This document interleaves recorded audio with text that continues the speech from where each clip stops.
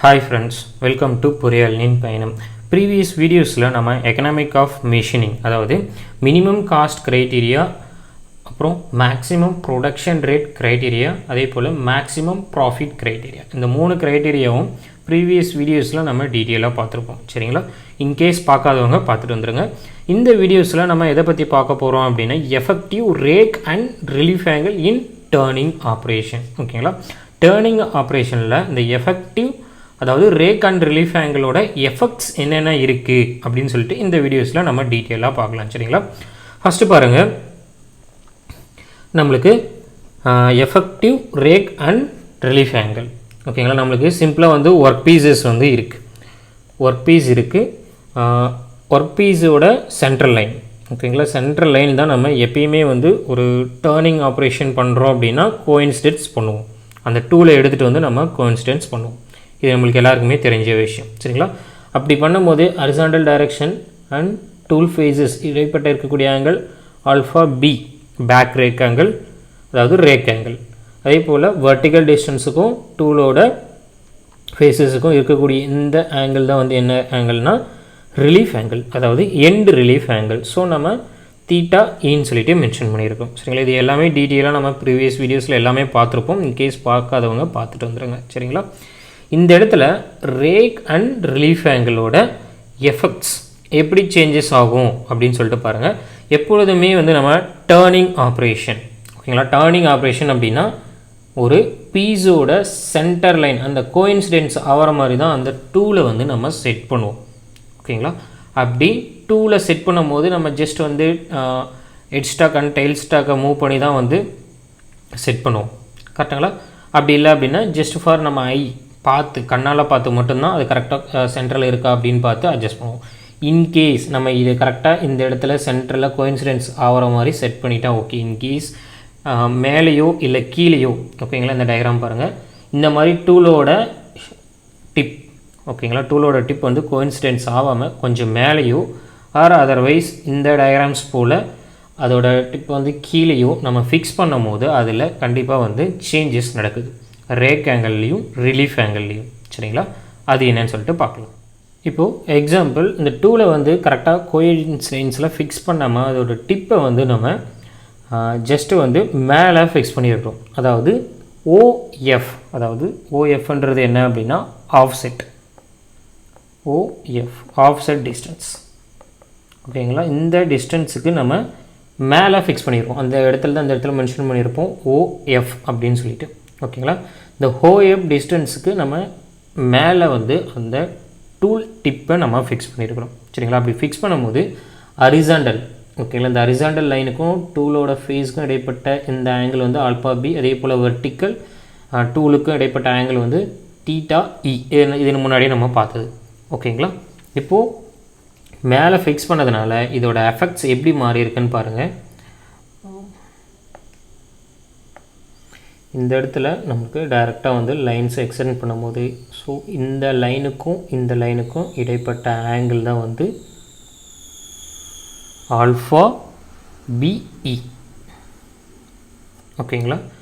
Back rake ஆங்கிளோட effective. அதே போல் தான் இந்த இடத்துல இதுக்கு வெர்டிக்கல், ஓகேங்களா? இதுக்கு வெர்டிக்கல் வரையும் போது இதுக்கும் டூல் ஃபேஸஸ்க்கும் இடைப்பட்ட ஆங்கிள் தான் வந்து தீட்டா இ. ஓகேங்களா? Effective end relief angle. அதாவது ஆல்ஃபா பிஇன்றது என்ன அப்படின்னா எஃபெக்டிவ்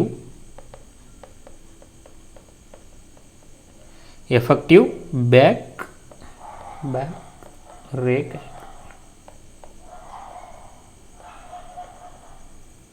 அதே போல் தீட்டா இன்றது என்ன அப்படின்னா எஃபெக்டிவ்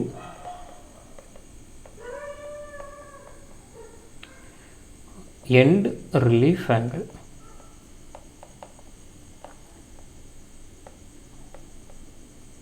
அடுத்தது இந்த இடத்துல இருக்கக்கூடிய அந்த ஒர்க் பீஸோட ரேடியஸ், ஓகேங்களா? அதை நம்ம ஆர்ன்னு ஃபிக்ஸ் பண்ணியிருக்கிறோம். ஸோ ஒர்க் பீஸோட ரேடியஸ் ஆர் ரேடியஸ். ஸோ அடுத்தது அதோட ஆங்கிள், ஓகேங்களா? அதை வந்து நம்ம தீட்டா எஃப்னு எடுத்துருக்கிறோம். தீட்டா எஃப்ன்றது ஆஃப்செட் ஆங்கிள், தீட்டா எஃப். ஓகேங்களா? Offset angle. இப்போ இதில் இருக்கக்கூடிய டேர்ம்ஸ் எல்லாம் என்னென்னு சொல்லிட்டு உங்களுக்கு டீட்டெயில் அண்டர்ஸ்டாண்ட் ஆகிருக்குன்னு நினைக்கிறேன். சரிங்களா? இந்த லைனுக்கு நம்ம ஸ்ட்ரெயிட்டாக வரைஞ்சிருக்கிறோம். ஓகேங்களா? இந்த லைனுக்கு ஸ்ட்ரெயிட்டாக வரைஞ்சிக்கும் போது எஃபெக்ட்ஸ் வந்து நம்மளுக்கு மாறுது. ஓகேங்களா? இப்போ நீங்கள் இந்த டயக்ராம்ஸ்லேருந்து கிளியராக பார்த்தீங்க அப்படின்னா ஒன்று அண்டர்ஸ்டாண்ட் ஆகும். என்ன அப்படின்னா இதிலிருந்து பார்க்கும்போது ஆல்ஃபாவோட ஆங்கிள், அதாவது ரேக் ஆங்கிள் இன்க்ரீஸ் ஆகிருக்கு. அதே போல் ரிலீஃப் ஆங்கிள் நம்மளுக்கு டிக்ரீஸ் ஆகிருக்கு. ஓகேங்களா? பேக் ரேக் ஆங்கிள் இந்த இடத்துல இன்க்ரீஸ் ஆகிருக்கு. அதே போல் ரிலீஃப் ஆங்கிள் இந்த இடத்துல ரெடியூஸ் ஆகிருக்கு. ஸோ பேக் ரேக் ஆங்கிளுக்கு என்ன ஃபார்முலாஸ்ன்னு பாருங்கள். Alpha B E, effective back rake angle வந்து alpha E equal to alpha B plus theta F. ஏன்னா இங்கே தீட்டா எஃப் ஆங்கிள் தான் வந்து இன்க்ரீஸ் ஆகிருக்கு. இந்த இடத்துல தீட்டா எஃப் ஆங்கிள் தான் வந்து இந்த இடத்துல இன்க்ரீஸ் ஆகிருக்கு. ஸோ அதனால் நம்ம இந்த இடத்துல ஆட் பண்ணுறோம். இந்த இடத்துல வந்து மைனஸ் ஆகிருக்கு. So theta E equal to theta e minus theta f. ஓகேங்களா?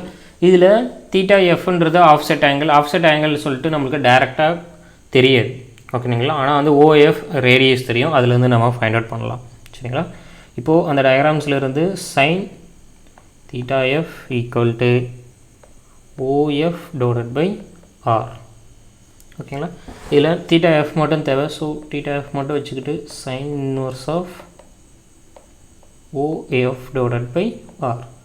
இதிலிருந்து நம்மளுக்கு தீட்டா எஃபோட வேல்யூஸ் வந்து தெரிஞ்சிடும். ஓகேங்களா? இந்த தீட்டா எஃப் வேல்யூஸ் வந்து கொஷின்ஸிலிருந்து ஃபைண்ட் அவுட் பண்ணிட்டோம் அப்படின்னா இந்த effective back and relief angle, ஓகேங்களா, இதை நம்ம ஃபைண்ட் அவுட் பண்ணிக்கலாம். இதுதான் வந்து நம்மளுக்கு தேவையான ஃபார்முலாஸ். ஓகேங்களா? இப்போ நீங்கள் கிளியராக அண்டர்ஸ்டாண்ட் ஆகிருக்குன்னு நினைக்கிறேன். நம்ம டூவில் வந்து கோஇன்சிடென்ஸ் கரெக்டாக சென்ட்ரல் லைனில் ஃபிக்ஸ் ஆகாமல் மேலே ஃபிக்ஸ் ஆகும்போது அதோட பேக் ரேக் ஆங்கிள் இன்க்ரீஸ் ஆகுது. அதோட ரிலீஃப் ஆங்கிள் வந்து நம்மளுக்கு டிக்ரீஸ் ஆகுது. ஓகேங்களா? எப்பொழுதுமே வந்து ரேக் ஆங்கிள் இன்க்ரீஸ் ஆச்சு அப்படின்னா, ஓகேங்களா, சாரி ஆல்ஃபா, ஓகேங்களா, பேக் ரேக் ஆங்கிள் இன்க்ரீஸ் ஆச்சு அப்படின்னா இதிலிருந்து ஃபோர்ஸ் அண்ட் பவர் கன்சம்ஷன் நம்மளுக்கு டிக்ரீஸ் ஆகும். இதுக்கு முன்னாடி இது எல்லாமே வந்து நம்ம ப்ரீவியஸ் வீடியோஸ்லேயே பார்த்துருப்போம். ஓகேங்களா? கேஸ் ஏதாச்சும் டவுட் இருந்தாலும் ஒன்ஸ் அகைன் செக் பண்ணி பார்த்துக்கோங்க. பேக் ரேக் ஆங்கிள் நம்மளுக்கு இந்த இடத்துல மேலே ஃபிக்ஸ் பண்ணும் போது இன்க்ரீஸ் ஆகுது. ஸோ இன்க்ரீஸ் ஆகும்போது force and power consumption decrease ஆகுது. ஸோ டூல் லைஃப் வந்து நம்மளுக்கு எப்படி இருக்குது அப்படின்னா இன்க்ரீஸ் ஆகுது. ஓகேங்களா? கிளியராக அண்டர்ஸ்டாண்ட் ஆகிருக்குன்னு நினைக்கிறேன். எஃபெக்டிவ் சரி இந்த இடத்துல பிஇ, ஓகேங்களா, எஃபெக்டிவ் பேக் ரேக் ஆங்கிள், அதாவது பேக் ரேக் ஆங்கிள்னாவே இன்க்ரீஸ் ஆக போகுது இந்த இடத்துல. ஓகேங்களா? நெக்ஸ்ட்டு தீட்டா இஇ, அதாவது எண்ட் ரிலீஃப் ஆங்கிள். ஓகேங்களா? இந்த இடத்துல எண்ட் ரிலீஃப் ஆங்கிள் வந்து நம்மளுக்கு டிக்ரீஸ் ஆகுது. ஓகேங்களா? இப்போ எண்ட் ரிலீஃப் ஆங்கிள் நம்மளுக்கு டிக்ரீஸ் ஆகிட்டே இருக்கும் போது rubbing action of tool and work piece வந்து இன்க்ரீஸ் ஆகுது. Rubbing action of tool and work piece, ஓகேங்களா, இன்க்ரீஸ் ஆகுது.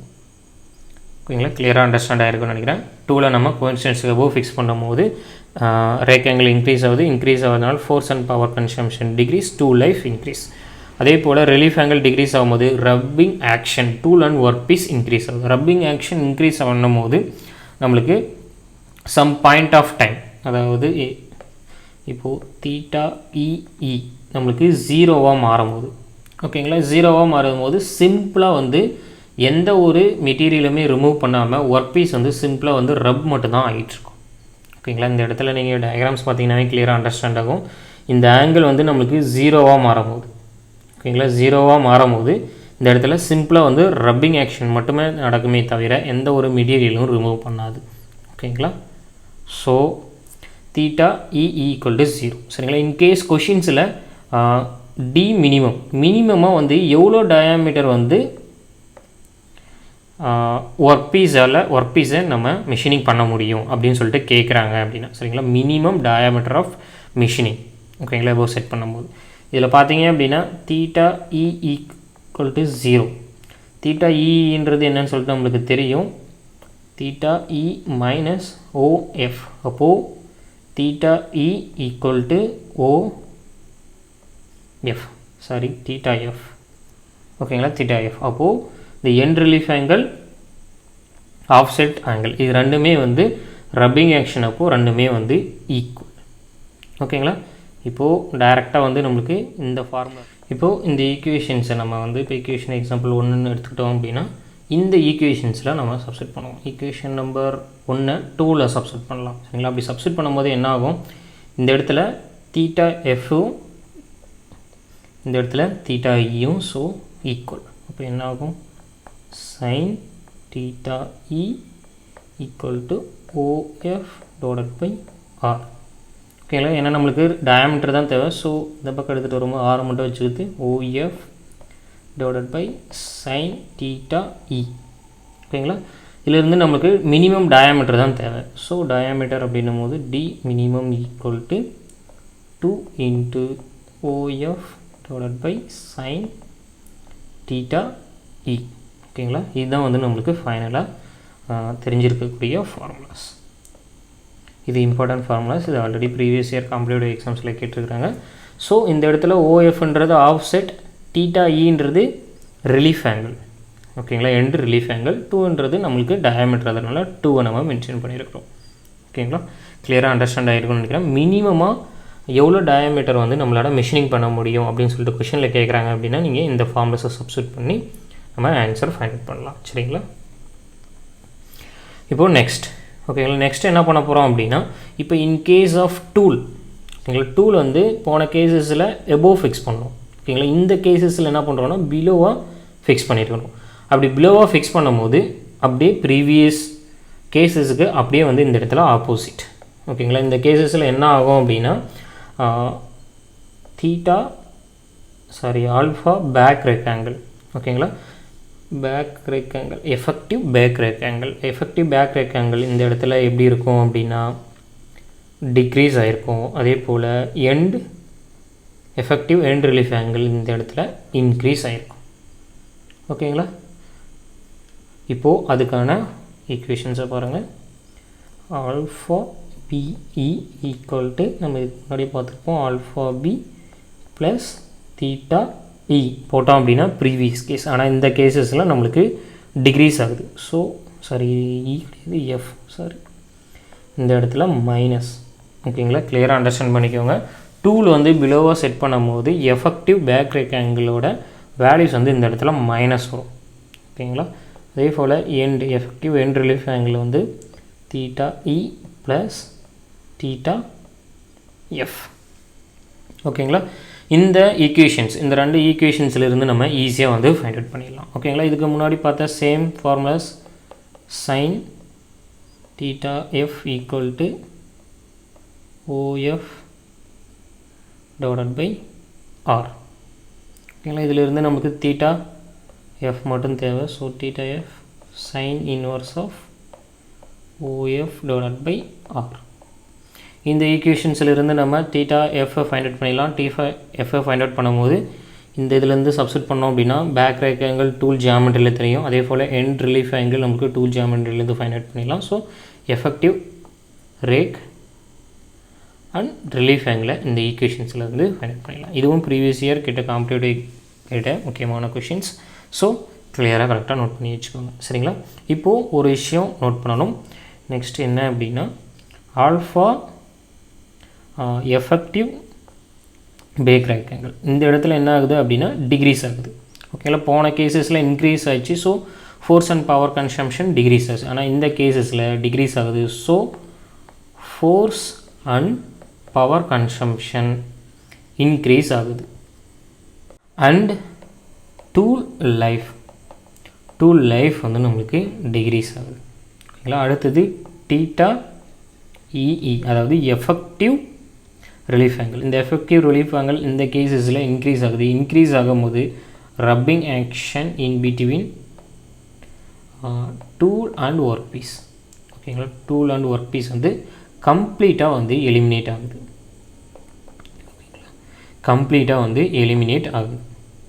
ஓகேங்களா? ஏன்னா ரப்பிங் ஆக்ஷனே இருக்க போகிறது கிடையாது. இந்த ஆங்கிள் ரிலீஃப் ஆங்கிள் இன்க்ரீஸ் ஆச்சு அப்படின்னா ரெண்டுத்தோட இதுவும் இன்க்ரீஸ் ஆகும். ஸோ ரப்பிங் ஆக்ஷன் ஓகேங்களா டூல் அண்ட் ஒர்க் பீஸ் இடைப்பட்ட அந்த ரப்பிங் ஆக்ஷனே வந்து இருக்க போகிறது கிடையாது. இப்போ இது வரைக்கும் வந்து நம்ம டேர்னிங் ஆப்ரேஷன் ஓகேங்களா டேர்னிங் ஆப்ரேஷனில் கரெக்டாக கோஇன்சிடென்ஸ் ஆகாமல் டூலை எபோவோ ஆர் பிலோவோ ஃபிக்ஸ் பண்ணும்போது ரேக் அண்ட் ரிலீஃப் ஆங்கிள்ஸில் என்னென்ன எஃபெக்ட்ஸ் வரும் அப்படின்னு சொல்லிட்டு பார்த்தோம் கரெக்டுங்களா. இதுலேயே வந்து in case of internal turning ஓகேங்களா, இன்டர்னல் டேர்னிங் ஆர் போரிங் ஓகேங்களா, இன்டர்னல் டேர்னிங் ஆர் போரிங் இந்த ஆப்ரேஷன் நடக்கும்போது நம்மளுக்கு எப்படி சேஞ்சஸ் ஆகுன்னு பாருங்கள் ஓகேங்களா. கிளியராக அண்டர்ஸ்டாண்ட் பண்ணிக்கோங்க. இது வெரி வெரி முக்கியமான கொஷின்ஸ். நிறைய பேர் வந்து மறந்துடுவோம் ஓகேங்களா. ப்ரீவியஸ் டாபிக்ஸை மட்டும் பார்த்துட்டு இந்த டாபிக்ஸை மறந்துட்டு போயிடுவோம். ஸோ இந்த கேஸஸை கரெக்டாக பார்த்துக்கோங்க. இன்டர்னல் டேர்னிங் போரிங், இதுக்கு முன்னாடி பார்த்தது எக்ஸ்டர்னல் டேர்னிங் ஓகேங்களா. எக்ஸ்டர்னல் டேர்னிங் இப்போது இதிலேருந்து ஒரு சிம்பிளான ஒரே ஒரு விஷயம் என்ன அப்படின்னா எக்ஸ்டர்னல் டேர்னிங் ஓகேங்களா. இதில் பார்த்தோம் அப்படின்னா டூல் வந்து எபோவாக ஃபிக்ஸ் பண்ணியிருக்கிறோம் ஓகேங்களா. இது ஒரே நிமிஷம்.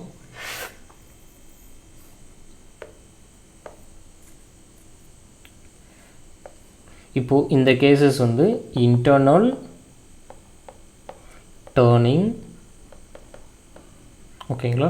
டூல் வந்து டூல் எபோவ் ஃபிக்ஸ்ட் ஓகேங்களா. சிம்பிளாக நான் எழுதுகிறேன் உங்களுக்கு ஞாபகம் வச்சுக்கிறதுக்காக. இன்டர்னல் டேர்னிங்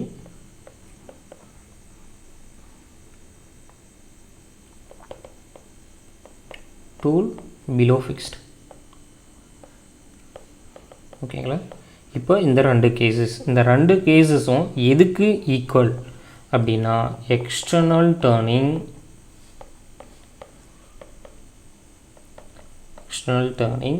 டூல் எபோன்றது இடத்துல இந்த இடத்துல பிலோ ஃபிக்ஸ்ட். அதே போல் எக்ஸ்டர்னல் டேர்னிங்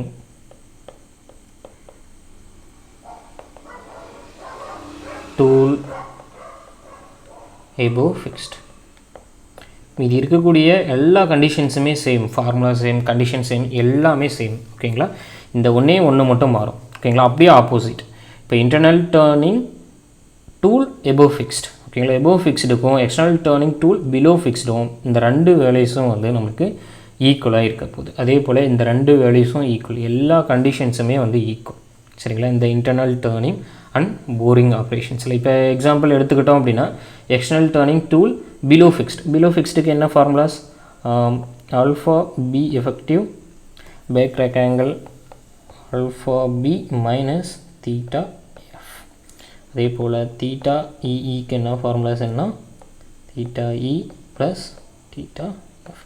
இதுக்கு அப்படியே opposite alpha B equal to alpha B plus theta F for EE equal to theta E minus theta F ஓகேங்களா.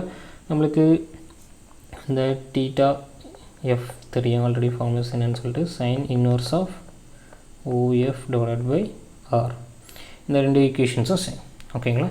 இது எல்லா கண்டிஷன்ஸ் ஃபார்முலாஸ் எல்லாமே சேம் ஓகேங்களா. உங்களுக்கு கிளியராக அண்டர்ஸ்டாண்ட் ஆகிருக்குன்னு நினைக்கிறேன். ஸோ இது வரைக்கும் நம்ம வந்து இன்டர்னல் டேர்னிங் வந்து tool above and below fix பண்ணும்போது என்னென்ன எஃபெக்ட்ஸ் வரும், internal turning and external turning போத்து வந்து பார்த்துருப்போம் ஓகேங்களா. நெக்ஸ்ட்டு வந்து நம்ம என்ன பார்க்க போகிறோம் அப்படின்னா ஆப்ளிக் மிஷினிங் ஓகேங்களா. ஆப்ளிக் மிஷினிங்கில் நம்ம எப்படி ஆர்த்தோகனல் மிஷினிங்கை கன்வெர்ட் பண்ணிவிட்டு நம்ம ப்ராப்ளம் சால்வ் பண்ணுறது அப்படின்னு சொல்லிட்டு டீட்டெயிலாக பார்க்கலாம். தேங்க்யூ ஃபார் வாட்சிங்.